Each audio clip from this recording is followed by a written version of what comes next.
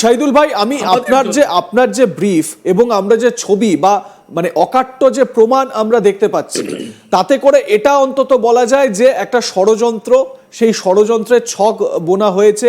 কি জন্য এই যে ভ্যান্ডালিজম বা ডেমোলিশ করা হলো ধানমন্ডির বাড়ি, এটিকে জাস্টিফাই করার জন্য এবং সেখানে যে বেশ কিছু কাণ্ড ঘটানো হয়েছিল আগে থেকেই সেটা দেখাবার জন্য এই রকম একটা প্ল্যান। কিন্তু প্রশ্ন হচ্ছে, এই যে প্ল্যানিং বা প্লটিংটা তৈরি করা হলো, এটা কাঁচা মাথার খেল হয়ে গেল না? যে প্রশ্নটা আগেও আপনাকে আমি করলাম, যে অনেকটা কাঁচা মাথার খেল। এটা নিশ্চয়ই, আমি তো বললাম যে মানুষ এটি বিশ্বাস করার কোনো কারণই নেই, গ্রহণযোগ্য কোনো কারণই নেই। একটা বিষয় হলো যে আমরা লাইভে কথা বলছি, হ্যাঁ, এখন যদি আমাদের স্ক্রিনে কিছু শো করে, এটা তো সাধারণ মানুষ দেখবে না?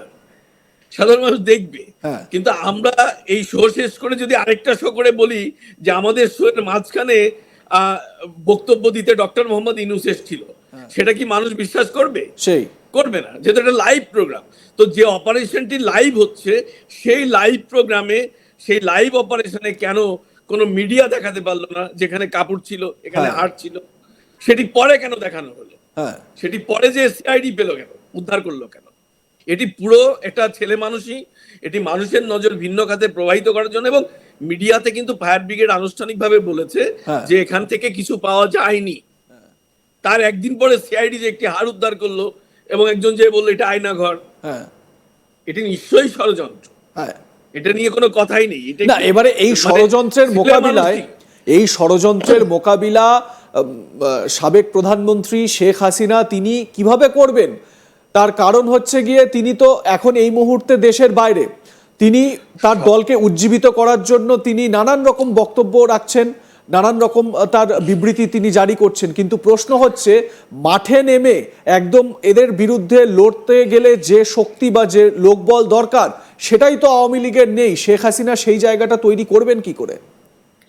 শোনেন, এটি একটি মানে আমি এই কথাটার দ্বিমত পোষণ করি যে শক্তি নেই, শক্তি আছে।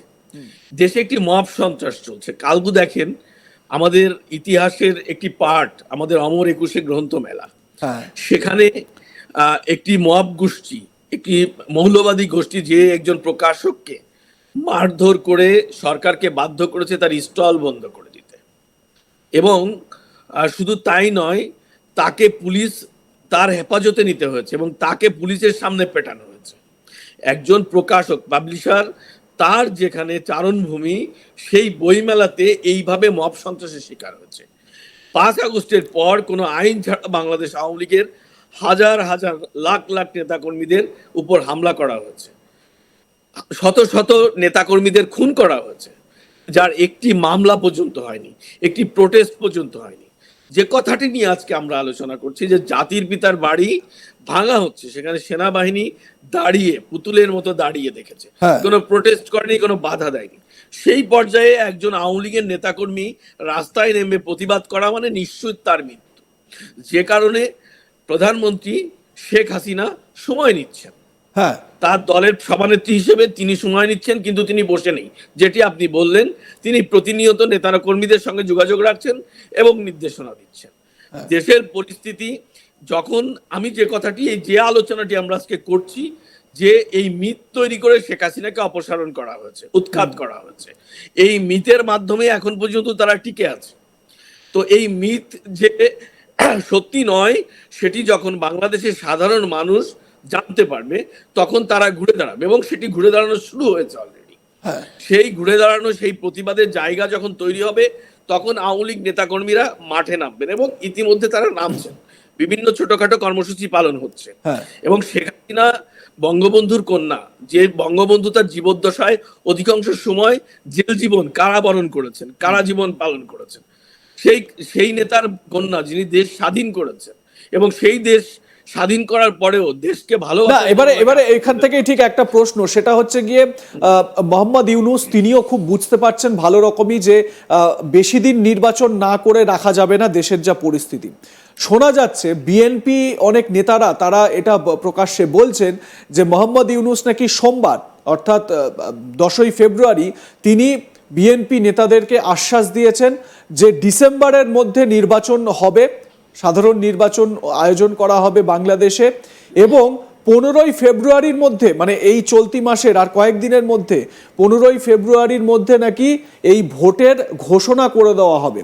সেক্ষেত্রে আওয়ামী লীগের প্ল্যানিং কি হবে, আওয়ামী লীগ কিভাবে সেই ভোটে যেতে পারে, সেই দিকটা যদি আপনি একটু ব্যাখ্যা করেন। আপনি ভোলার কথা বললেন, ভোলা উপজেলা, ভোলা জেলার কথা বললেন, বরিশাল বিভাগের অন্তর্গত এই ভোলা জেলাটি, সেই জায়গার ছবিটা একটা দেখাই, একটা দ্বীপ জেলা এটি, এবং এই জেলায় এই ঠিক এইখান থেকেই কিন্তু এই যে জায়গাগুলো আপনাদের দেখাচ্ছি, আপনারা স্ক্রিনে দেখতে পাচ্ছেন, এইখান থেকেই নাকি কঙ্কালগুলোকে উদ্ধার করা হয়েছে বা কঙ্কালগুলোকে সংগ্রহ করা হয়েছে। স্থানীয় মানুষ যারা রয়েছেন তারাও এ বিষয়ে প্রতিক্রিয়া দিয়েছেন, তাদের বক্তব্য বলছেন। তারা বলছেন যে এখানে বেশ কয়েকজন রাতে এসেছিল এবং তারা কি করতে এসেছিল সেই বিষয়টা আমরা আরো স্পষ্ট হবে। তবে এই জায়গাটি, যেরকম আমি বললাম, বরিশাল বিভাগের অন্তর্গত এই ভোলা জেলাটি, যেটি একটি দ্বীপ জেলা, সেইখান থেকে যার দক্ষিণ দিকে বঙ্গোপসাগর, স্বাভাবিকভাবেই এই এলাকায় কি করতে এসেছিল কি বেশ কিছু লোকজন এবং তারা কি করেছিল রাতে, এটা খুব ইন্টারেস্টিং হয়ে উঠছে। আমি আবারও আমার সঙ্গে যিনি রয়েছেন শহীদুল ভাই, বাংলাদেশের সাংবাদিক, যিনি এই পুরো ঘটনা তদন্ত করেছেন নিজের সোর্স মারফত, যিনি পুরো বিষয়টি খতিয়ে দেখেছেন, তার কাছে চলে যাব। শহীদুল ভাই, এই ভোলা যে জায়গাটি, এখানে রাতের অন্ধকারে কারা গিয়েছিল, কি করছিল সেখানে, এলাকাবাসীরা কি বলেছিলেন এ বিষয়ে? এলাকাবাসী সঙ্গে আমরা কথা বলেছি এবং আমরা সেখানকার ভিডিও ফুটেজ সংগ্রহ করেছি, আমাদের কাছে আছে, এবং যেগুলো আপনি দেখালেন এরকম ফুটেজ আমাদের কাছে অনেক আছে, এবং ওখানকার লোকজনের কথাও আমাদের কাছে। তারা বলেছে, তাদের যে বক্তব্য সেটা থেকে আমরা জানতে পেরেছি এটি একটি কবরস্থান, পুরনো কবরস্থান, যেখান থেকে 5টি কঙ্কাল চুরি করা হয়েছে। 5টি মানুষের কবর খুঁড়ে তারা চুরি করে নিয়েছে রাতের আধারে। কারা নিয়েছে এটা তারা বলতে পারেনি, কিন্তু তারা যে নিয়ে গেছে এটা তারা স্বীকার করেছে। হ্যাঁ, এবং সেখানে কিছু হাড়গোড়, মানুষের, মৃত মানুষের যে গায়ে কাপড় দেওয়া হয়, আমরা কাফনের কাপড় বলি, সেটিও তারা তুলে রেখে গেছে। তো স্বাভাবিক কারণে এই ভাঙাচোরা কঙ্কাল নিয়ে কোথায় কিভাবে হবে তার ব্যাখ্যা আমরা সহজেই পেয়ে গেছি। তার কারণ হচ্ছে যে, আমি একটু, আমাকে যদি সময় দাও দেন আমি বলি যে বাংলাদেশের যে প্রসঙ্গটি নিয়ে আমরা আলোচনা করেছিলাম, যে আয়না ঘর, যেখানে নির্যাতন করে মানুষকে মারা হয়েছে, আটকে হয়েছে, সেই আয়না ঘরটি গত 6 মাসে জনগণের সামনে, মিডিয়ার সামনে উপস্থাপন করতে পারেনি। ইভেন একটা পর্যায়ে সরকার বলেছে যে এটি দেখানো যাবে না, এখানে যাবে না। পরে তাদের একটা মব গোষ্ঠী আছে, মব সন্ত্রাসী, সেই মব সন্ত্রাসীরা হুমকি ধামকি দেওয়ার পরে সরকার হঠাৎ করে আবার সেই আয়নাঘর জনসম্মুখে প্রকাশ করার উদ্যোগ নিয়েছে।